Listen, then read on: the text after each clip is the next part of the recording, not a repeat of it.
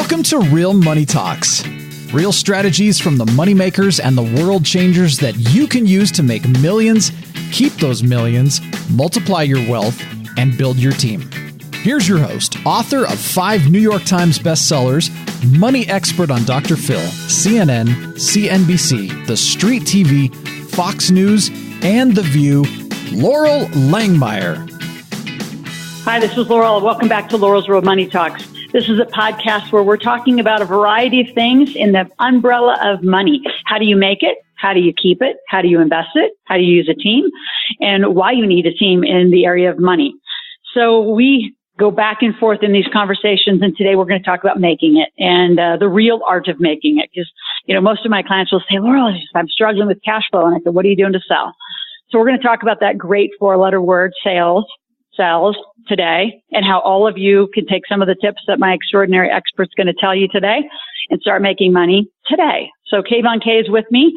We actually, I don't think have formally met, but I've met you. We have had great conversations. You're a genius at high ticket closing, and I want you to share your background and knowledge. And the first question I got to start with is, how'd you become a good closer? I mean, so many people are scared to death of it. Yeah, again, thank you so much for having me here, Laurel. How I became a great closer, it's the one thing that most people don't want to do, and that's just experience and hard work. So I started closing, or let's just say sales. I always make the joke, I think I came selling out of my mother's womb. But at such a young age, I was written off by the school system, ADD, ADHD, told I was never good enough. So all my life, I was in kind of survival fight mode. And I always knew that I had something great, I had something special. I just didn't know what that was.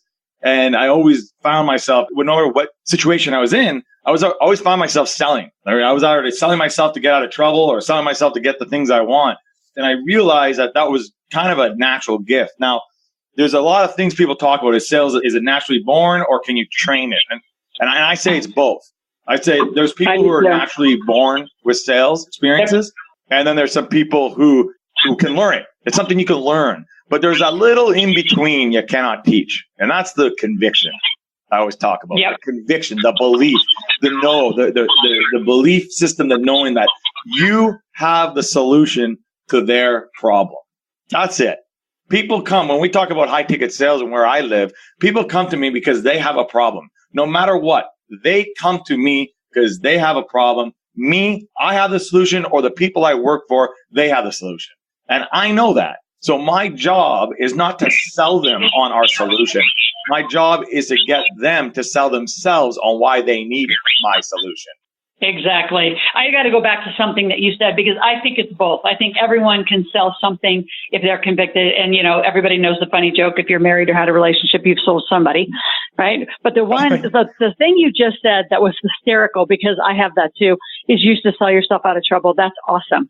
So I just want to presence that selling is about that. I'm going to say conviction, but also knowing the product. So with that, I want to kind of redirect into a little deeper point in there is, like, I think of a car salesman or whoever, right? Somebody selling something they're not that passionate about. I mean, is that a rougher road? Do you want to just always target to the thing that like you said, they're going to sell themselves. It's like in our sale's pretty logical. Do you want to get rich or not?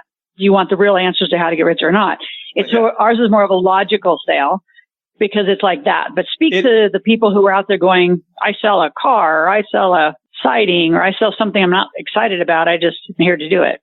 Well, here's the thing, right? You just said something, it's a logic sale. And again, I have to disagree because people don't buy logic. They buy emotion first, and then they think about the logic.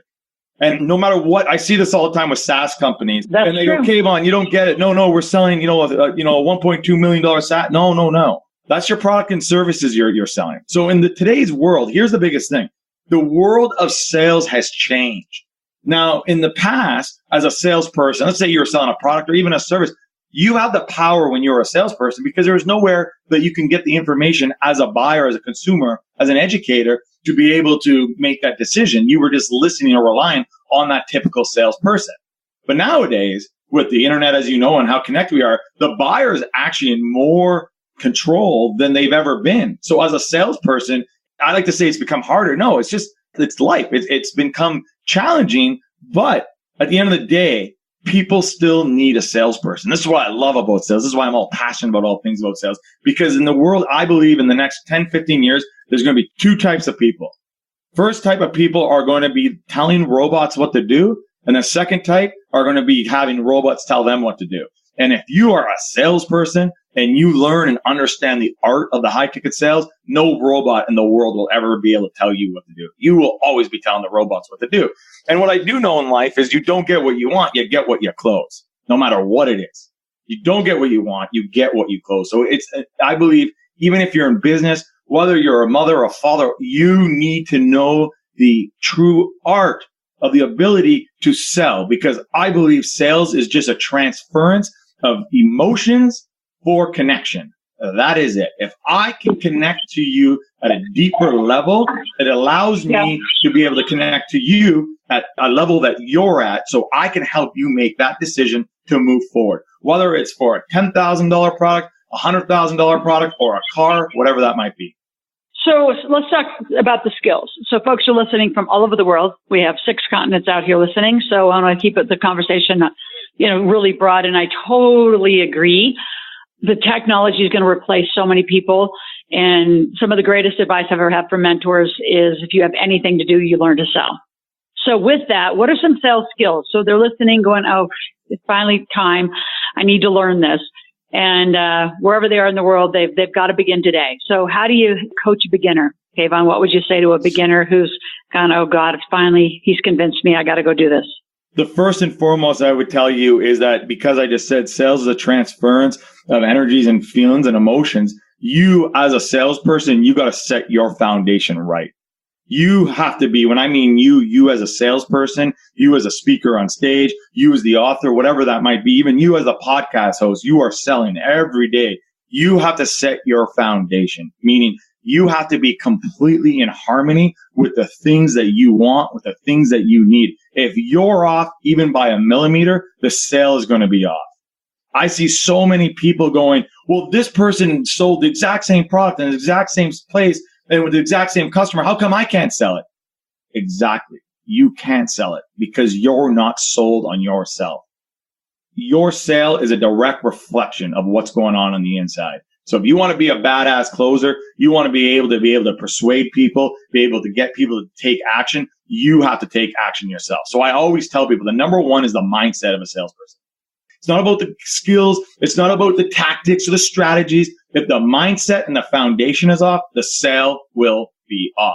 Now, some things people don't teach now these days is old traditional ways of selling. You go pick up a book right now and read it for the last 20 years. It will not work in today's society. It just won't. The buyers are more sophisticated. So one of the tricks I tell people is don't act or sound or be a stereotypical salesperson, meaning don't push the products and features. Don't oversell. Don't push the price. Don't try to justify. I see so many people justifying their value. They talk too fast. They get overly excited. They try to chase. They try to please their prospects. All of that does not work because at the core foundation, people hate to be sold, but they love to buy. So you have to get them to buy it, meaning you have to get the prospect to claim they want that sale, not you telling them down, pushing it down their throat that they need it. And how you do that, Laura, because I know the next question was, how do you do that? Is by asking the right questions at the right time with finesse.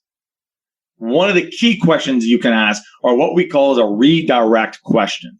A redirect question allows you to take control of the conversation. So if someone says to me, and they say, well, Kayvon, is there a guarantee with that? Instead of me saying, oh yeah, there's a guarantee, blah, blah, blah, blah, or coming back with some traditional objection of how to handle the guarantee, a redirect question is, well, suppose there was a guarantee. What would that look like to you? Brilliant. So let's stay along that line, because I think just the formations of questions, let's go down that track a little bit, Kayvon. So what are good questions and what are questions you should never ask? Well, there's the closed-ended questions. So yes or no questions are not good questions. They don't create a conversation. The answers are yes or no. You want open-ended questions instead of saying, did you have a good time today? It's yes or no. It's what was it about today that you love so much? Well, that's not a yes or no question anymore. A redirect question is when someone asks you a question to you and you redirect that question with another question, being able to open up and getting the prospect to think. You see, in sales, only one frame, I call it energy. Some people call it a frame. Only one frame will win. It's either yours or them. You're either being closed on their ideas, on their energy, or they're closing you on their ideas and their energy. So as a salesperson, you got to hold your frame. What happens is a lot of traditional salespeople, they do all the speaking. In high ticket sales, it's 90% listening. It's 10% speaking. And the speaking is only asking questions. To get to what we call is the core pain. So there's 3 levels of pain any buyer has. There's a surface level pain. There's the financial level. And then what I call is the personal level. So Laura, let's use it in the business context. I'm an entrepreneur and sales aren't coming in and I just try to do a marketing campaign and it failed. So they're going to call out to someone to help them out. And the salesperson is going to talk about the marketing campaign. Well, that's surface level. That's not really what's going on. As a result of the marketing campaign not working, let's go deeper. You didn't generate the income or the financials to now pay the staff and or pay commissions and or pay the bills. It's a little deep there. But what if we even went one step deeper to that personal pain? How does it make you feel to be the owner or to be the entrepreneur of this company? You can't pay the bills. Your staff lost trust in you. Your campaign fell flat on its face. I mean, how are you sleeping at night? Where else is this affecting you and your business? Where is this holding you back? Did you ever think once in your life that you'd ever get to this point where you didn't have any control of the things around you? You think I can sell them there? There comes a point where, even with my kids, they're like, oh, Mom, would you please not ask the questions? Could you just tell us what to do? I mean, wouldn't you agree? You could disagree, but what I find is it's so deeply embedded in who you are and how you have a conversation. You almost get to the point you don't turn it on, turn it off. Would you agree with that? You just nailed it. There's no such thing as being half pregnant. There's no such thing as being half a business owner. You are or you're not. I don't wake up Monday morning and decide to put on my high ticket closing hat and then on Friday I take it off. No, I am it. I live it. I'm all things sales. I am constantly closing either myself, people around me. Again, a doctor doesn't wake up once they get their degree and say, oh, I'm not going to be a doctor today. You are or you're not. You cannot half-ass this stuff. You cannot half-ass being a salesperson or being a closer or being a business owner. You can't half-ass being a mother or a father. It just doesn't work. You have to be immersed in it. And that's why I said you have to believe in it. You have to have the conviction, the clarity, the certainty, what I call the 3 C's for a sale to happen. In order for a sale to happen is you got to have conviction, you have to have clarity, and you have to be absolutely certain on both sides of the game. The prospect needs to be absolutely certain that they know and they have the tenacity or the drive to do what you're offering. They have to have the clarity of knowing what they're going to get, and they got to have the conviction that they are capable of it and that you are capable of taking them there. And if I don't have conviction in what I'm selling, if I'm not clear in what I'm offering, and if I'm not certain it's the right fit, they will never buy it no matter what, no matter how great you think it is, no matter how well it's dressed up, what type of bow it has, it doesn't matter. Great insight, great steps to begin. And here I am listening and I have a database. Go more tactical. How do you organize leads? How do you do some of the infrastructure, I would call, of the sales process? You know what I mean? Like, I think you got to go back to back. You're going to get in an energy of selling and you go back to back on appointments and you have to set appointments. So talk about some of that infrastructure and how you coach that. Okay. So it goes based off of philosophy. If I call you, I'm a salesperson, but when you call me, I become an expert. So my philosophy is I got to get my clients to call me. I don't want to call them. I don't do outbound. I only do inbound. And that's because we do higher ticket items. So I have to create that authority and that positioning for myself. So how I do that, I mean, we have the beautiful world of the internet, of email, of social media platforms, of funnels, of email marketing, of blogs. So we can put all the marketing assets out there to create that authority. And we put our leads down what I call is that sales funnel, that online sales funnel that puts them through all these different processes. And if they fall off, they get, if that, then this, if that, then that. And by the end of it, they get an invitation to book a call with me. They get an invitation to get on the phone with me or one of my closers. So that when I pick up the phone, they're already 80% sold. If I'm speaking to someone and I have to ask them, or if I have to convince them, or I have to tell them what we do, I don't want to talk to them. I'm wasting my time, because there's a lot of ways we can educate the client now, the consumer, the prospect, on what it is we do, on who we are, before we even have to pick up the call with them. Because the reality is people are not ever going to put down a credit card online for $20K. They need to speak to someone. And that's where we come in. That's where high ticket closers come in.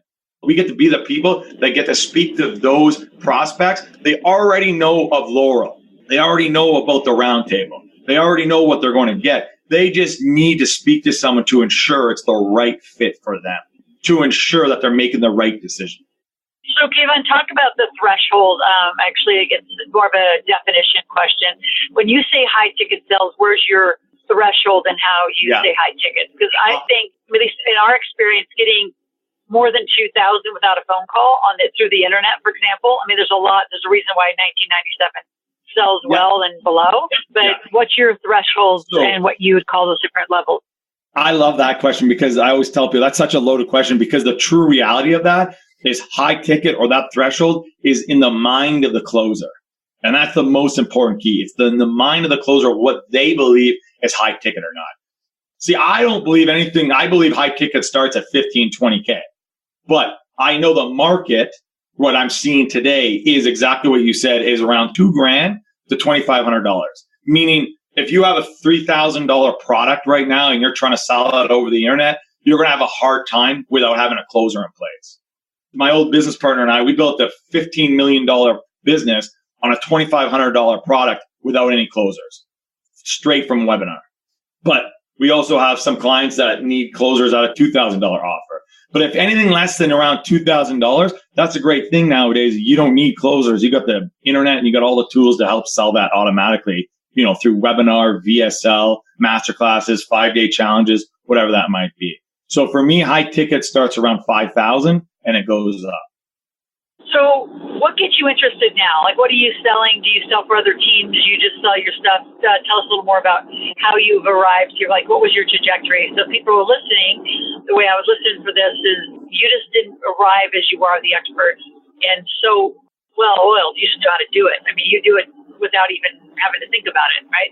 Like, I've been doing it for 20 years. But how I arrived to where I am today is, through failure, right? It was about 3 years ago now, maybe 4 years ago now. I was $150,000 in debt.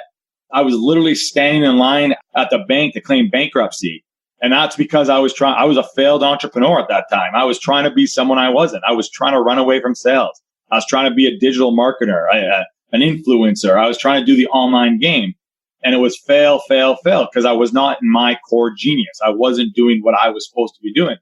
And instead of claiming bankruptcy, which I'm just maybe my tenacity or maybe my, bullheaded stubbornness, I refused. I walked out of that meeting that day, to the line that day, and went back to the drawing board.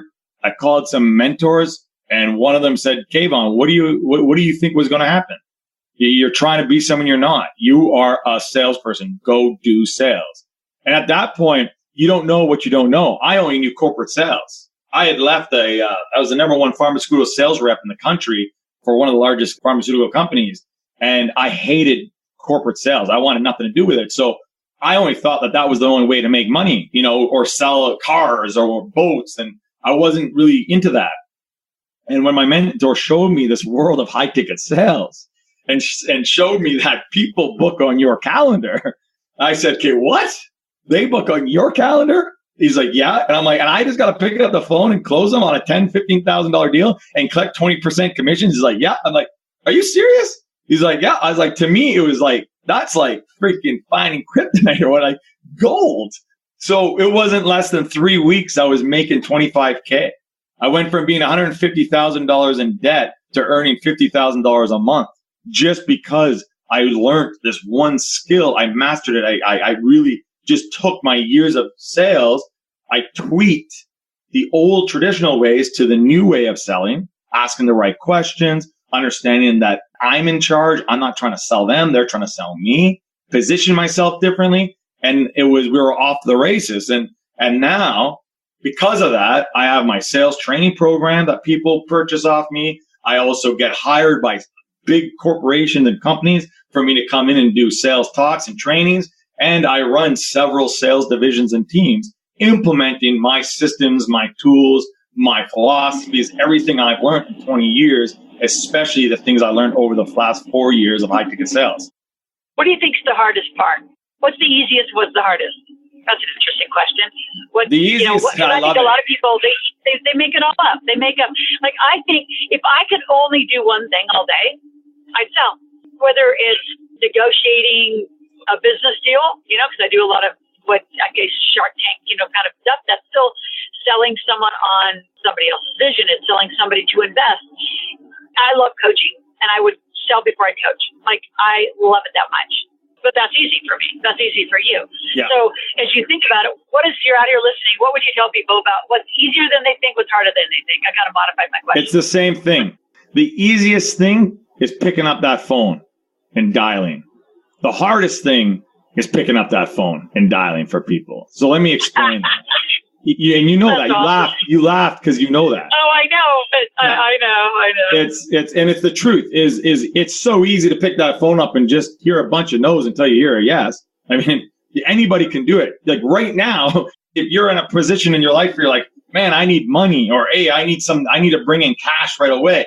There's only one way to bring in cash. Pick up that phone and start dialing. But it's the hardest thing for people, and that's why it goes so much deeper in sales. It's not about the piece of plastic or the phone. It's about the person you see in the mirror.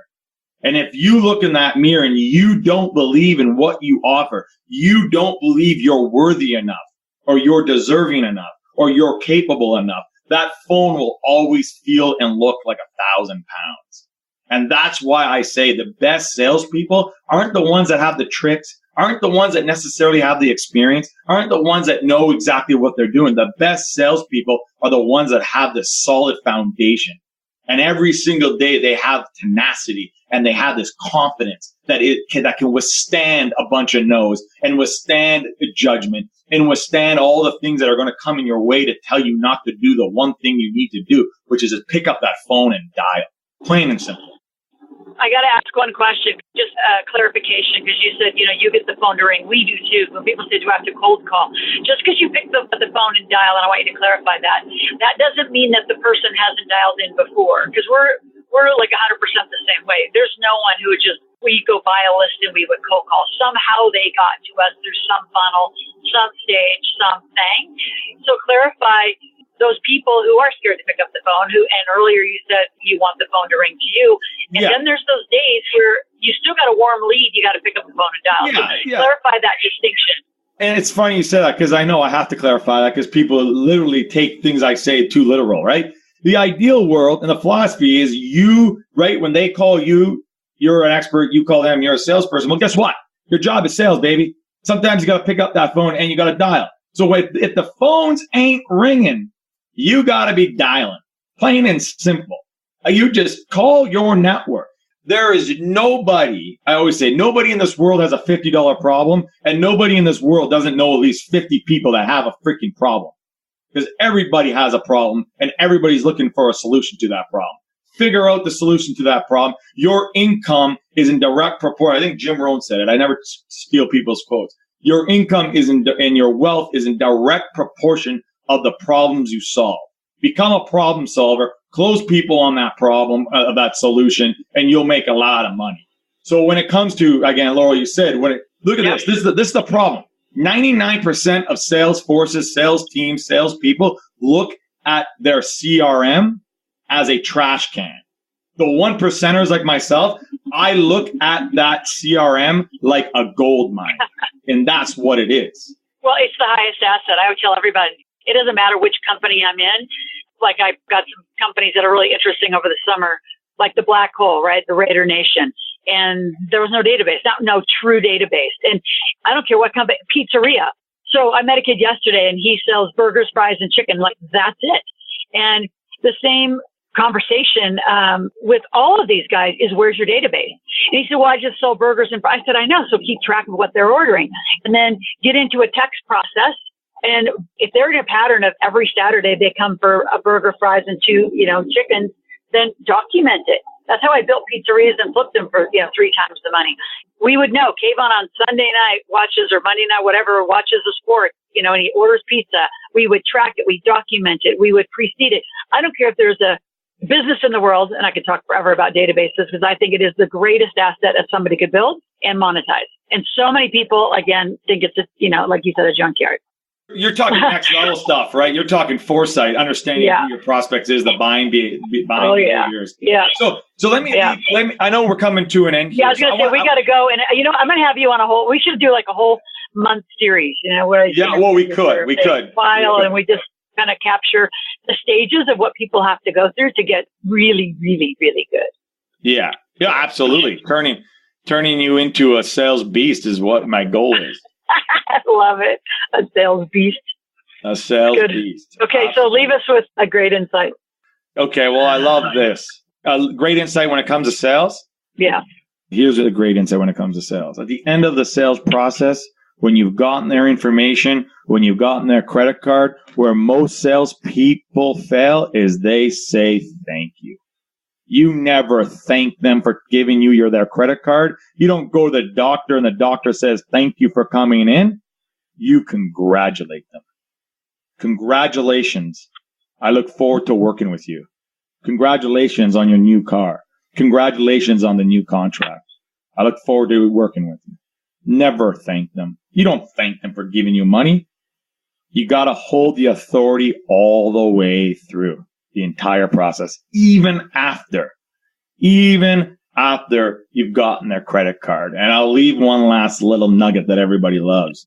When you get off that phone with someone or you've done a really good job on the sales process, but you have that little feeling that they're probably going to call back in the next couple of days and say they want to cancel or refund. You have that problem. This is all you need to do. Hey, Laurel, just before we get off the phone here, I wanted to say again, congratulations, and we're looking forward to working with you. We'll get started next Tuesday. But you're not going to call me over the weekend and tell me you had a change of heart or a change of mind or the dog or something like that. You can't do this anymore, are you? Because if you are, let's just talk about that right now. No, I won't do that. You sure? It's all good. I mean, if you feel like you're going to get off the phone and it's not the right fit, let's talk about that. No, I'm committed. And guess what happens, Laura? On the weekend when they want to call you and cancel, guess what they don't do? Exactly. Oh, that's really good. That's really good. So we got to roll. We will put in to our future calendar a series, which would be fun with you. And then, I'm just going to announce it out loud. And you haven't even said yes, but you will.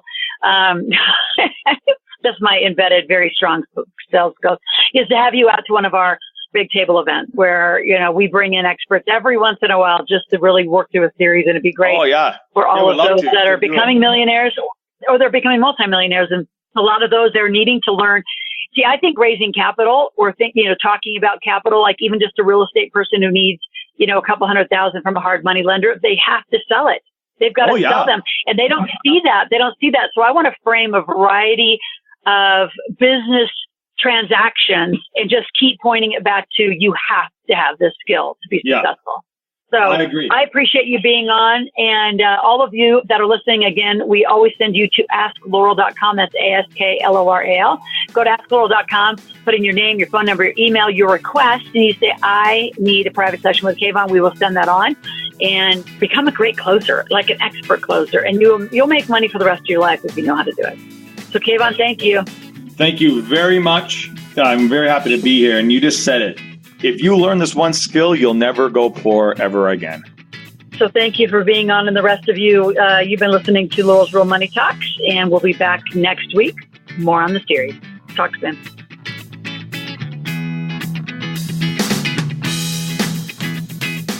Thanks for listening to the Real Money Talks podcast. Your host has been Laurel Langmeyer, author of 5 New York Times bestsellers, money expert on Dr. Phil, CNN, CNBC, The Street TV, Fox News, and The View. Want to learn more about off-Wall Street investing, tax strategies, and multi-million-dollar business strategies? Visit liveoutloud.com/podcast for past episodes, show notes, and resources. For some special wealth-building gifts only for Laurel's podcast listeners, visit liveoutloud.com/podcast gifts. Do you have a burning question for Laurel? Visit asklaurel.com to submit your question, and it may just be covered on a podcast episode. So stay tuned and be sure to subscribe to get new episodes every week.